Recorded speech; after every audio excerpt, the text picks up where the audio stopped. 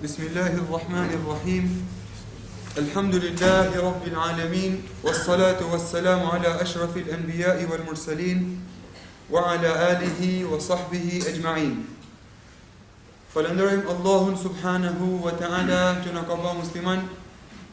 Mëshira e Allahut qoftë mbi profetin Muhammed sallallahu alaihi wasallam, mbi familjen e tij fisnike, mbi shokët e tij besnik dhe mbi të gjithat ata të cilët ndjekën dhe pasojnë në rrugën e tij. Në javën e kalume kena folë për mi bidatin, faktin që muslimani duhet mi u largu bidateve në fe. Sot Imam Nawawiu radhiyallahu anhu do na tregu një temë të re, temë e cila ka të bëjë përmbi fletmi ftesën ose orientimin e njerëzve për në hajër, për në të mirën, për në udhëzim. E ka përmbledh Imam Nawawiu radhiyallahu anhu këtë temë me disa ajete dhe disa hadithe ku tregohet vlera dhe rëndësia e thirrjes, e ftimit, e orientimit, e mësimit, e udhëzimit tjerëve në hajër. Në mjafton ne për me tregu vlerën e orientimit tjerëve në hajër, fjala e Allahut subhanahu wa ta'ala në surën Fussilat, ajeti 33, وَمَنْ أَحْسَنُ قَوْلًا مِمَّنْ دَعَا إِلَى اللَّهِ وَعَمِلَ صَالِحًا. Thot Allahu pyet, kush është ma fjalë mirë se sa ai I cili thret dhe orienton njerëzit për tek Allahu subhanahu wa ta'ala. Kjo pyetje është pyetje mohuese. Qëllimi I ajetit është nuk ka ma fjalë mirë se sa ai I cili thret njerëzit në rrugt Allahut subhanahu wa ta'ala. Mirë po, aja që në të hek vretin këtë ajet, është se Allahu subhanahu wa ta'ala nuk mjaftohet vetëm me fjallën e mirë. Nuk mjaftohet prej muslimanit vetëm me fjallën e mirë. E ka pasu, wa amila saliha dhe ka ba punën e mirë. Nuk mjafton me thirr tjetrin, nuk mjafton me orientu tjetrin për hajër, duhet edhe ti vetë me punu hajrin. Pra ne na ka thënë Allahu subhanahu, nuk ka ma fjalë mirë se sa I cili I thret tjerë për tek Allahu subhanahu taala dhe bën punë të mira. Me fjalë, me fol fjalë bukra, me orientu me fjalë bukra, gjithsesi cili është Zoti, duhet edhe veprat me kanë në pajtueshmëri me fjalët. Atëherë kena plotësu sevapin, shpërblimin dhe kena plotësu detyrimin tonë që kena ndaj Allahut subhanahu wa taala me I ftu tjerë ose me I orientu tjerë për në hajër. Pra këtë ajet kuranor, Allahu subhanahu wa taala I ka lavdu ata musliman që I thrasin njerëzit për në rrugt Allahut subhanahu wa taala. Vetë ky lavdrim që ka bërë Allahu për këta njerëz tregon vlerën dhe rëndësinë që ka orientimi I njerëzve në rrugt të hajrit. Një fakt tjetër që e vërteton se kjo vepër është e dëshirueshme dhe e pëlqyeshme tek Allahu subhanahu wa taala, është se vetë misioni dhe detyra e pejgamberëve ka qenë me I ftu njerëzit për tek Allahu, me I ftu njerëzit, me I orientu njerëzit në hajër. Dhe shembulli më I mirë është shembulli I Hazreti Nuhit alayhis salam. 950 vjet I ka orientu njerëzit, I ka ftu njerëzit, ja ka mësu njerëzve hajrin dhe punët e mira. Fakt tjetër dhe argument tjetër që tregon vlerën e kësaj vepre është se çdo krijesë në këtë dynja bjen salavat përmjet person që ja mëson njerëzve hajrin. A ka gjë më të mallnueshme? A ka gjë më nxitse, më motivuese se sa bindja se çdo krijesë që ka kriju Allahu subhanahu wa taala bajnë salavat, bajnë dua për atë musliman që I orienton njerëzit për hajër. Në prezencë të profetit Muhammed sallallahu alaihi wasallam janë përmend dy persona. Një person ibadetli dhe një person dietar, I ditën. Ai Zotni sallallahu alaihi wasallam I drejtohet sahabëve dhe shokëve të tij duke u thënë: Fadlul alimi ala al-abid Ke fadli ala adnakum.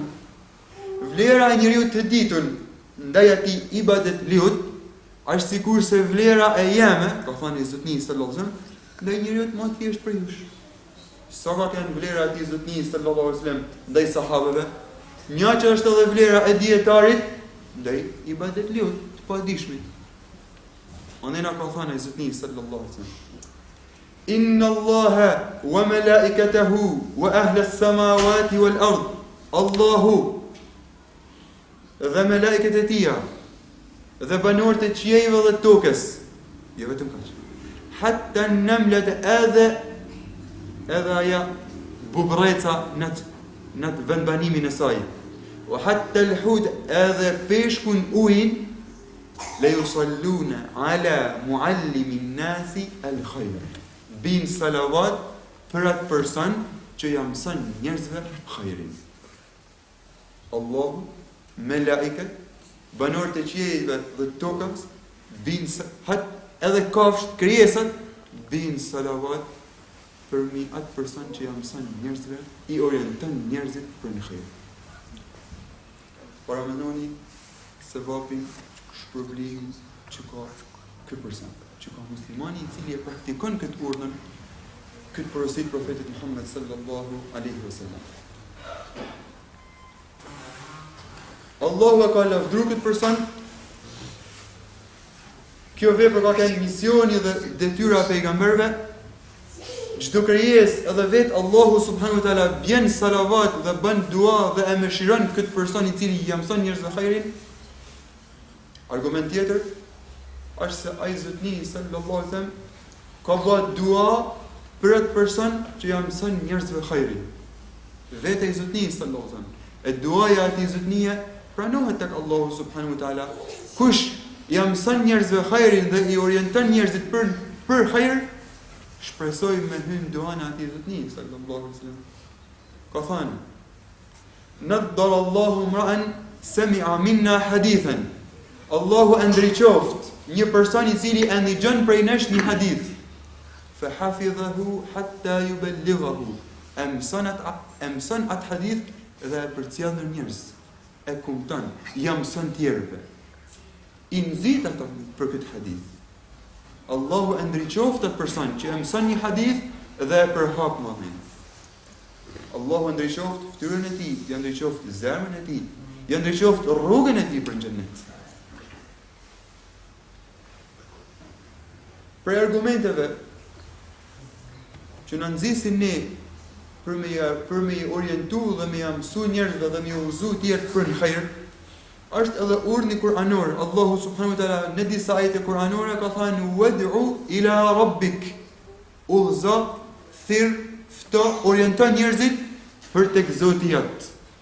Edhe në surën Al-Qasas, edhe në surën Al-Hajj ka përmend Allahu subhanahu wa taala një këtë shprehje: thirr në rrugën e Zotit tonë.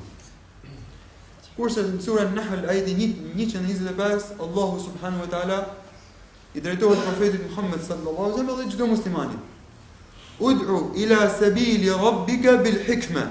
Thirr në rrugën e Zotit tonë, oriento për rrugën e Zotit tonë me urtësi. Wal mau'izati al hasana, edhe me këshilla të mira, wajadilhum billati hi ahsan, dhe debato me palë tjetër me mënyrën që është më e mirë. Këshilla e mirë, urtësia, këshilla e mirë dhe debatimi në mënyrën më të mirë. Mund të më thonë dikush, ku është ditonia? Pse Allahu subhanahu wa taala nuk e ka përmend ditonin kur do në me thirr dikën rrugt Allahut, as duhet të pas ditoni? A nuk është prej elementeve thelbësore dhe kryesore që nëse don me thirr dikën për në Islam, duhet me ditë, duhet me pas njohuri? Përndryshe, nëse nuk ke njohuri, mundesh me i udhëzu njerëzit, me i orientu njerëzit për një diçka që është ndaluar. Edhe kundërta, mundesh me i ndalu njerëzit për një diçka që është e urdhënuar. Ku është ditonia? Kanë thënë dietarët, ditonia është pjesë e urtësisë. Nëse Allahu subhanahu wa taala na ka urdhënuar thirr rrugt Allahut me urtësi, nuk plotësohet urtësia nëse s'ke ditoni. Ditonia është pjesë e urtësisë. Normalisht nuk kërkohet me kanë dietar për me thirr rrugt Allahut, por edhe nuk lejohet me kanë ignorant nëse do të thirr rrugt Allahut. duhet me pas njohuri, ose më mirë me thënë, duhesh me thirr nuk të Allahut, aq njohuri dhe aq kapacitet dhe aq aftësi sa ke. Përndryshe, udhëzoj njerëzit tek ai që është më i ditën. Drejtoj njerëzit tek ai që është më i ditën. Allahu subhanahu wa taala na ka ndaluar me fol në emër të Allahut, në emër të pejgamberit, në emër të fesë, pa dituni. Me ignorancë. Ka thënë Allahu subhanahu wa taala në Kur'an: Innama harrama rabbiya, Allahu e ka bë haram, Zoti jem, thuaj o Muhammed, Zoti jem e ka bë haram, ka përmend disa gjana, gjunahet, zullumet, shirkun, wa an taqulu ala Allahi ma la ta'lamun. Me thanë në emër të Allahut, për diçka që nuk e dini. E ka bë haram Allahu me fol në emër të Allahut, në emër të Islamit, në emër të Tij, për diçka që nuk e dini. Kushtëzohet edhe dunia, ndaj me thirr, ndaj me orientu njerëzit për hajër. Pjesë e urtësisë është edhe dunia. Po pjesë e urtësisë, thirrë njerëzit dhe orientoi njerëzit për në Islam me urtësi, është ditunia. Pjesë e urtësisë është edhe me thirrë njerëzit në fjalën e Allahut dhe me fjalën e pejgamberit.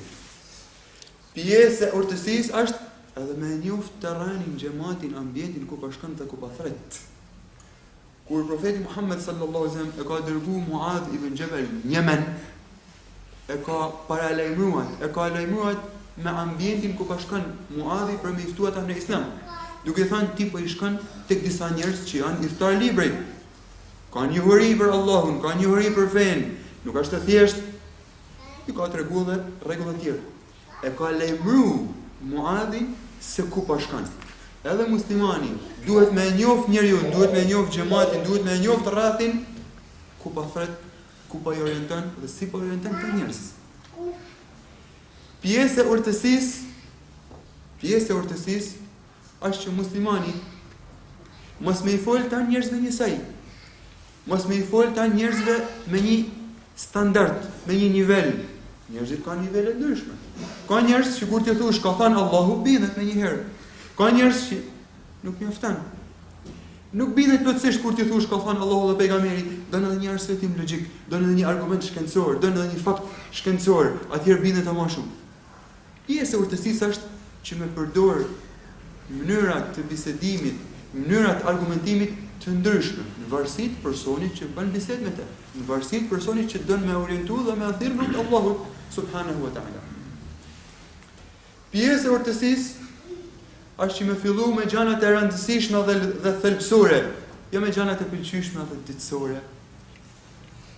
Pjesë e urtësisë me cilën na ka urdhëruar Allahu subhanahu wa taala është edhe me fillu me ata gjanat e lehta, me ata gjanat të lehta dhe të kapshme, jo me fillu me ata gjanat që janë të debatueshme mes dietarëve. Pjesë e urtësisë është edhe me thirr, me butësi dhe me maturi njerëzit në Islam, jo me turr. Normalisht pjesë e urtësisë janë edhe shumë mënyra të tjera që ka njerëzit ndoshta nuk i dinë, po vetëm kur ballafaqohen me këta gjëra e kuptojnë që ka urtësi kjo ose nuk ka urtësi kjo. Allahu subhanahu wa taala ka thënë në Kur'an, surën Al-Baqara, ajeti 201, yu'ti al-hikmata man yasha, Allahu jep urtësinë kujt dënoi. Wa man yu'ti al-hikmata faqad utiya khayran katira. Kujt ja është dhënë urtësia, ja është dhënë khayr i madh. Kujt ja është dhënë urtësia, ja është dhënë khayr i madh. Ajet tjetër që na obligon Allahu subhanahu wa taala për me i orientu dhe me i thirr njerëzit në hajër dhe në Islam, thot Allahu subhanahu wa taala: "Wal takum minkum ummatun yad'una ila al-khayr." Le të jesh prej jush një grup që thrasin për hajër. Çfarë është hajri? Le të jetë prej jush një grup që thrasin për hajër. Çfarë është hajri? Hajri është çdo gjë e dobishme dhe e vlefshme për njerëzit, çështjet e dunjas ose çështjet e ahiretit. Hajri më i madh është Islami. Hajri më i madh është besimi. Hajri më i madh është morali dhe pastërtia e Islamit. Dhe qëllimi i këtij ajeti, le të jetë për ju një grup që thrasin për hajër, për besim, për Islam, për moral, për pastërti Islamit. Normalisht kuptimi i gjani i hajrit përfshin edhe hajrat e dunjas. edhe me pas shnet, edhe shneti është khajr, edhe familja është khajr, edhe pasunia nëse fitohet me halallëk dhe shpenzohet me halallëk është khajr, edhe detynia e dobishme është khajr, edhe puna e halallit që bën është khajr. Këto këta khajrate i përfshin fjala e Allahut subhanahu wa taala: Rabbana atina fid dunya hasana wa fil akhirati hasana wa qina adhaban nar. O Zoti jon, na jep të mira në këtë dynja, na jep të mira në ahiret dhe na ruaj prej zjarrit të xhenemit. Këto këta të mira të dynjas, këto të khajrate që i përmendme, i përfshin kjo dua që e ka përmend Allahu në Kur'an. Anas ibn Malik kur e kanë pyet cila është duaja që ka bë pejgamberi më shumëti, ka thënë Anas radhiyallahu anhu, Anas ibn Malik i ka shërby pejgamberit sallallahu alaihi wasallam 10 vjet. E ka njoft pejgamberin sallallahu alaihi wasallam, i ka njoft veprat e tija dhe duat e tija. Ka thënë duaja që ka bë pejgamberi më shumëti ka kanë: Allahumma atina fid dunya hasana wa fil akhirati hasana wa qina adhaban nar. Duaja që e bëjmë na për çdo namaz. O Allah, na jep mirën këtë dynja, na jep mirën dynjan tjetër dhe na ruajini prej zjarrit të xhenemit. Edhe në një ajet tjetër Allahu subhanahu wa taala e ka thujt pasunin khajr. Në surën Wal Adiyat Dhabha, shumica ju mund ta dini.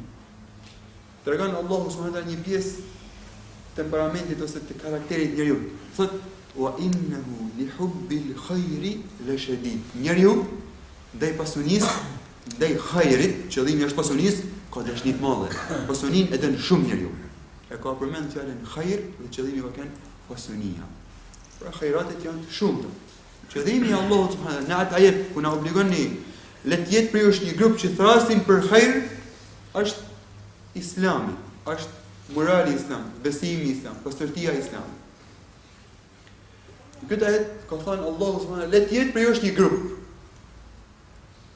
Dhe me thënë që mund të kuptojnë dikush që me i orientu njerëzit për khajr është obligim vetëm për disa njerëz, kurse për tjerë nuk është obligim. Realitet, për të gjithë muslimanët është obligim me i orientu njerëzit për khajr, brenda mundësive, aftësive dhe diturive që kanë. Cili është qëllimi i këtij ajeti të tjera? Qëllimi i këtij ajeti është le të jetë prej është një grup që thellohen, specializohen, marrin përsipër për me orientu njerëzit në islam. Le të jetë prej është një grup që specializohen në thirrjen islame. Përndryshe, të gjithë njerëzit, të gjithë muslimanët e kanë për obligim brenda mundësive dhe detyrave dhe aftësive që kanë për me orientu njerëzit për khajr, për me mësu njerëzve khajrin. Aq mundësi sa kanë. Prindi është obligim, e ka obligim me orientu fëmijën e tij për khajr. Po s'kam detyrë. Po njerëz sa din namazin, a din me fal, po mësoja fëmijën tan namazin. A din se muslimani duhet me rajt, po mësoja një këtë fakt që muslimani duhet me rajt. A din se muslimani duhet me respektu prindin, po mësoja fëmijës një këtë fakt që muslimani duhet me respektu prindin. Gjithë muslimanët e kanë obligim me ia mësuj të tjerëve khajrin, brenda mundësive dhe aftësive që kanë.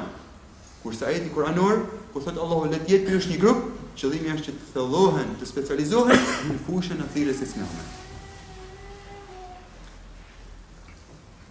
Prej argumenteve që thojmë që gjithë muslimanët kanë obligim me udhëzu njerëzit të khajr, janë gjithë këto fakte që na përmendën, vlera e këtyre njerëzve që i ka përmendur Allahu ose profeti Muhammed sallallahu alaihi wasallam. Por gjithashtu, një argument tjetër që mund të bëhet si argument, një fakt tjetër, është se në kohën e Marwan ibn Hakam. Marwan ibn Hakam ka vdekur vitin 65 Hijri. Ka qenë pris i muslimanëve edhe në Medinë, edhe në Damask, në Sham, edhe në Egjipt. Njëherë prej herësh nuk ka pas popullata islame nuk ka pas përshtypje të mirë për këtë person, për këtë pris në këta vende që ka qenë. Si rezultat, kur delte kë me fal Bajramin, falte vetë si imam, njerëzit mos i falshin namazin. Kur hypte me majt hutbet, njerëzit e çohshin edhe ikshin, nuk i rrite kush me ja ndëgju fjalën. Një prej bajrameve, ky person, ky pris i muslimanëve, hutben e bajramit e bën para namazit bajramit. Me majt hutben, mandena me fal namazin. Ndërçimi ndaj njerëzit, mos më ik. Na dina se namazi i bajramit ka dispozit tjetër prej hutbes. Hutbja e bajramit është e pëlqyeshme. Ai që dënon e vren, ai që dënon e srem. Nuk ka obligim me ndëgju hutben e bajramit. Kurse namazi i bajramit ka më rëndësi, ka më pesh. Pejgamberi sallallahu alaihi wasallam kur s'e ka lënë namazin e Bajramit. Dhe I ka ftuar gjithë muslimanët me dalë me fal namazin e Bajramit, bile edhe gratë që s'mundën me fal namaz, le të prezantojnë në namazgah në vend faljen e namazit të Bajramit. Për këtyre argumenteve kanë thënë dietarë që namazi i Bajramit nuk është vetëm thjesht sunet, është diçka më shumë se sa sunet. Edhe Hanefi, dietarët e mëdhëbit Hanefi e kanë thënë namazin e Bajramit vajib, jo farz, vajib.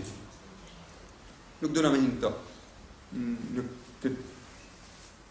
Në këtë temë do në më kthejnë temën që ishim Marwan ibn Hakem. Ky person e ka ndryshu vendin e hutbes prej mas namazit, e ka bërë vendin e hutbes para namazit të Bajramit. Është kundërshtim me sunetin e pejgamberit sallallahu alaihi wasallam. Suneti e pejgamberit është hutbja e Bajramit, më bën mas namaz, me uba mas namazit. Një person është dhe I ka thënë hutbja duhet me kanë mas namazit. Marwan ibn Hakem si ka vuvesh. Nuk e ka një gjuhë. Abu Sa'id al-Khudri, një prej sahabëve të pejgamberit sallallahu alaihi wasallam që kanë prezant, ka thënë, është drejtu shokëve që ka pas rreth rrotull. I ky person që u qiu dhe kundërshtoi, e lavi borxhin që kishte para Allahut subhanahu wa taala. E foli I udhëzoi njerëzit për një hajër. I mësoi njerëzve një diçka si duhet me kanë. E kam dëgjuar profetin Muhammed duke thënë, tregon ky sahab, kush shikon për ju është një të keqe, gjithë musliman, kush shikon për ju është një të keqe, le ta ndryshojnë me dorën e tij, nëse s'mundet me gjuhën e tij, nëse s'mundet me zemrën e tij, dhe kjo është niveli më I dobët I besimit.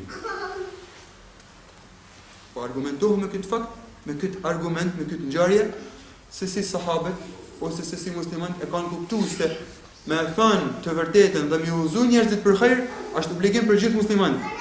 Gjithë muslimanët brenda mundësive, brenda aftësive, brenda ditunive që kanë, duhet me udhëzu, duhet me orientu, duhet me I thirr, duhet me ftu njerëzit në Islam dhe në hajër dhe në të mirë. Fakt tjetër që vërteton se muslimanët duhet me praktiku këtë vepër është se Allahu subhanahu wa taala ka përgatitur shpërblim për atë musliman që I udhëzon njerëzit në hajër, I ka dhënë të njëjtin sevap sikurse ai person që e bën hajrin. Unë nëse e udhëzoj dikën për me I fal 2 rekat namaz prej namazit duhas, jep Allahu sevap nëse ai person e praktikon këtë këshill, edhe unë kam sevap sikurse më e kam fal. Ai që e fal ka sevapin e tij, por unë që e udhëzova në këtë hajër, në këtë mirë, e kam njëjtin sevap. Ka thënë profeti Muhammed sallallahu alaihi wasallam, "Ad-dalu 'ala al-khair", ai që udhëzon për një të mirë, ka sevapin sikurse më e bë të mirë. Edhe kundërta, ai që udhëzon për një ose ai që orienton për një gjuna, ka gjunain sikurse më e bë gjuna. Pra një person që e bën një vepër drejt për drejt, dhe një person që është shkaktar për mu bë një vepër, është sebeb për mu bë një vepër, I jep Allahu subhanahu të dyve njëjtin sevap, nëse është hajër, ose të njëjtin gjuna, nëse është gjuna. Dhe kjo orientim, dhe kjo udhëzim për të mirë, mund me kanë ose me fjalë, ose me vepra. Mund në shiktan jetën tonë mos më I thon kur djalit tan pije duhanin. Mirë pa ty të pa djali atu e pi duhanin, edhe e mëson duhanin prej teje. E orientove për sherr. Mund është që më thon fëmis, mund është shiktan jetën tonë kur nuk I ke thon fëmis rrej. Mirë pa ty të pa vazhdimisht fëmia tu e pa prindin duke rrejt, duke mashtruar, duke bë e mëson Allah I rranën pa dësht. Shef, duke e bëjë këtë vepër dhe ti pa dëshirën tënde e orienton për një haram, për një gjuna.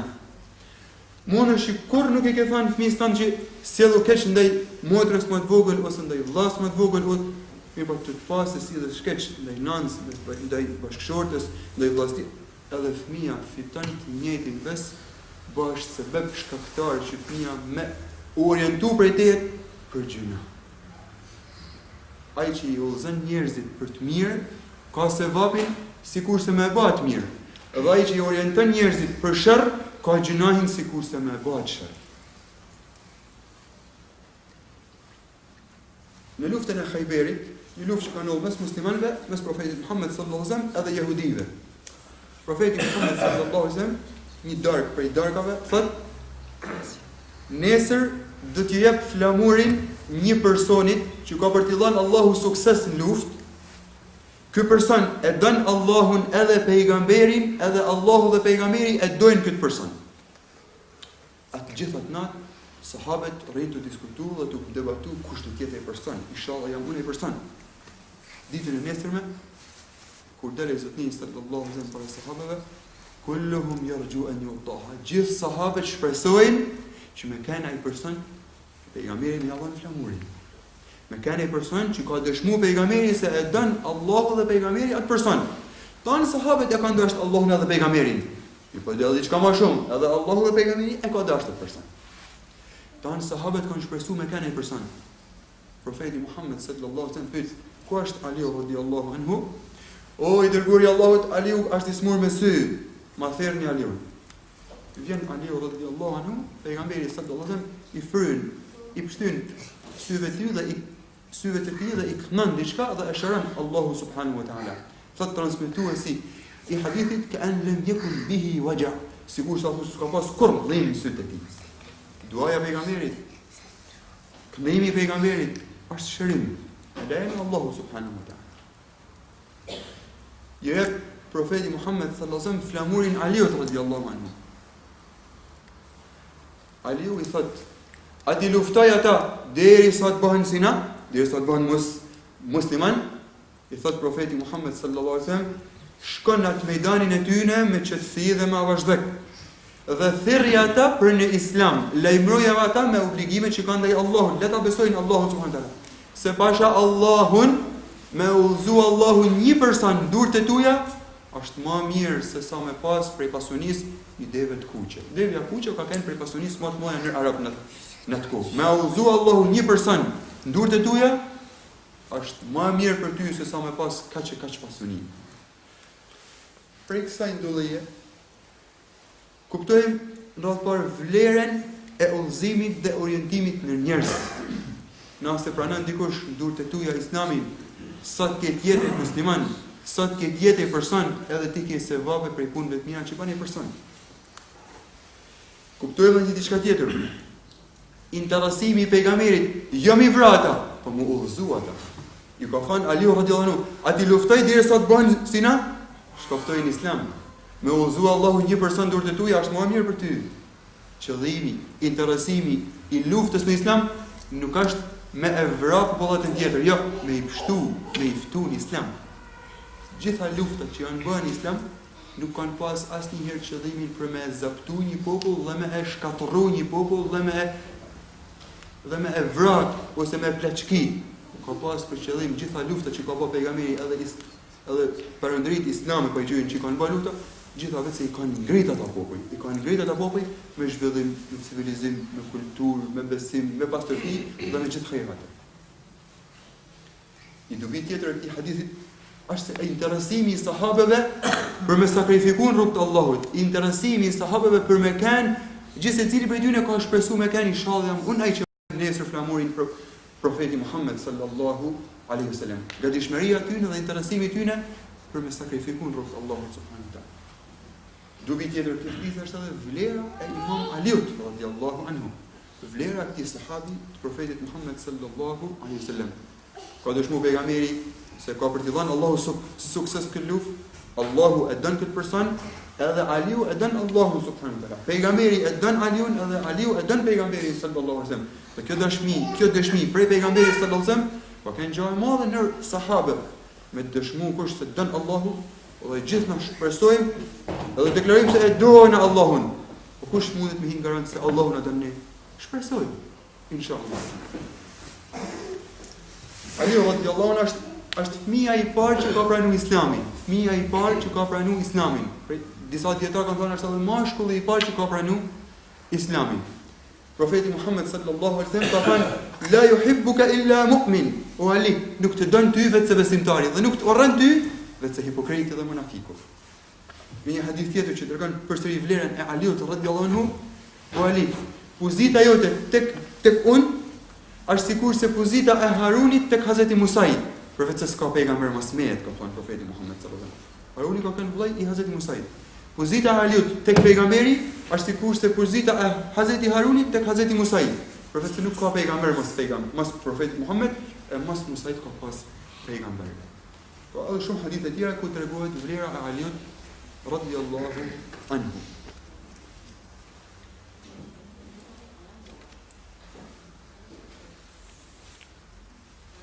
Hadithi i fundit ku vërteton faktin se muslimani nëse e orienton dikën për hajër, ka të njëjtin sevap sikur sa ai që e bën. Edhe pse ndoshta vetë muslimani nuk arrin me realizuar atë vepër. Një person, një fëmijë, një djalë i ri ka shkuar tek pejgamberi sallallahu alaihi wasallam dhe i ka thënë: "O i dërguari i Allahut, unë do të ardh në këtë luftë që je të përgatit me luftuar krahtanin, mirë pas kam jetë luftën." I ka thënë zotni sallallahu alaihi wasallam: "Shko tek filani, që ka bën jetë me dal luftë me mua, mirë pa është smur. Shko dhe merr jam jetën e luftës prej tij." Ka shku ky djalë i ri tek ai sahab dhe i ka thënë ka thënë selam profeti Muhammed sallallahu alaihi wasallam, dhe urdhon që më dhan mua jetën e luftës për shkak se ky sahabi i smur, që nuk ishte i zoti me shku luftë, i thot shoqës tij: "O fulane, jepja mjetet e luftës dhe mas u kërse kur gja prej tyne, mas më i gja prej tyne.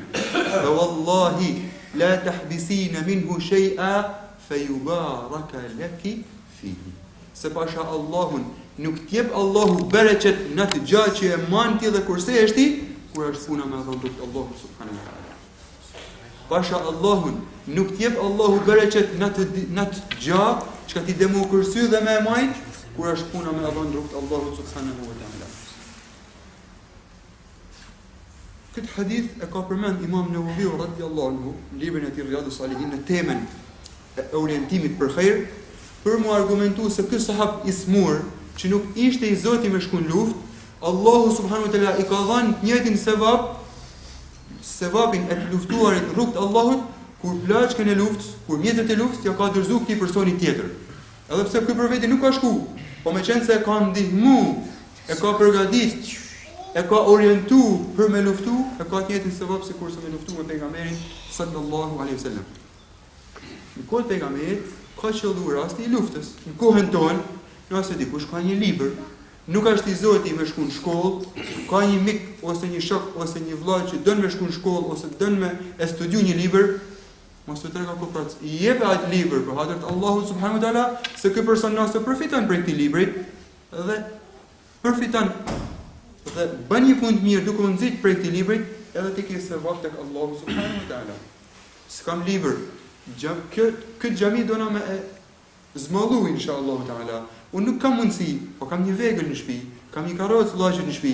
S'kam mundësi me dhënë lek, por një vegël, një karrocë, një mos ta bëjmë këtë jep për hatër të Allahut subhanahu wa taala, se a gjithë ata muslimanë që do të falen këtë xhami, gjithë ata muslimanë që do të punojnë për zgjanimin e kësaj xhamie, edhe mua ma shkruan Allahu subhanahu wa taala për sevap, sikur të më kontribuon këtë gjë.